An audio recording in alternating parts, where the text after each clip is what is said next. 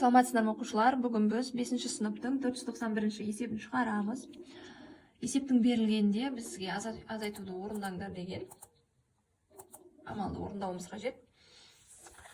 Біріншісінде 12 метр, азайту 5,4-3 метр деген. Келесіден бастап өлшем бірліктерін жазбаймын. Енді қалай азайтамыз? Мына 12 бүтінді аралас сан түрде жазамыз. Оның біреуін кемітеміз. 11 бүтін деп. 11 бүтін.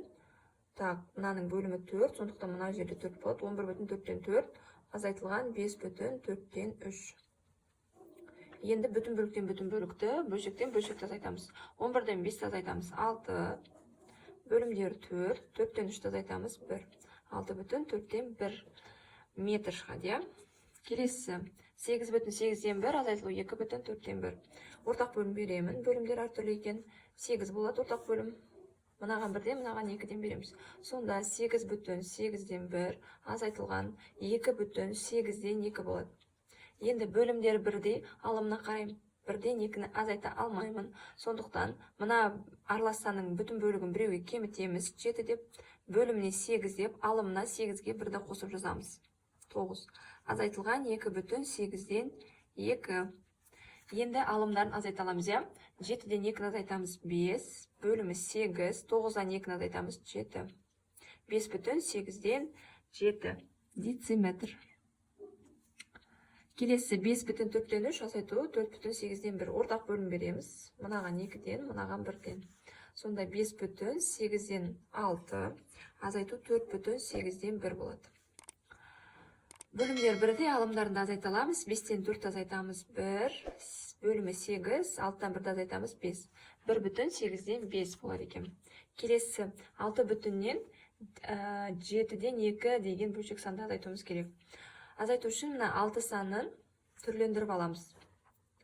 5 бүтін 7-ден 7 деп. Себебі 7-ні 7-ге бөлсек 1, оған 5-ті қоссақ 6 деген санымыз шығады.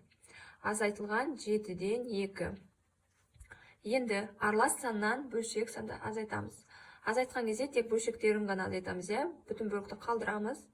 Бүтін бөлшектерін азайтамыз. Бөлімі 1-де азайта береміз. Сонда 7, 7-ден 2-ні азайтамыз 5. 5 бүтін 7-ден 5. Келесі 5-дің ішіне алдымен ортақ бөлім береді екенбіз. Мынаған 2-ден, мынаған 1-ден. Сонда 3 бүтін 4-тен 2 азайтылған 2 бүтін 4-тен 3 қалады.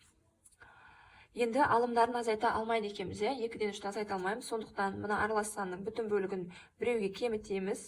Бөлшегіне бөліміне осы аралас санның бөлімін жазамыз. Ал алымына 4-ке 2-ні қосып жазамыз. 6. Азайтылған 2 бүтін 4-тен 3. Енді азайта аламыз. 6-дан 3-ті азайта аламыз. Сонда 2-ден 2-ні азайтамыз. Жойып кетеді 0. Бөлімінде 4. 6-дан 3-ті азайтамыз 3. 3-тен 4 деген бөлшегіміз шығады екен. Келесі соңғысы 9 бүтіннен 5 бүтін 4-тен 1-ді алуымыз қажет. Ол үшін мына 9 санын 8 бүтін 4-тен 4 деп жазамыз. Алынған 5 бүтін 4-тен 1.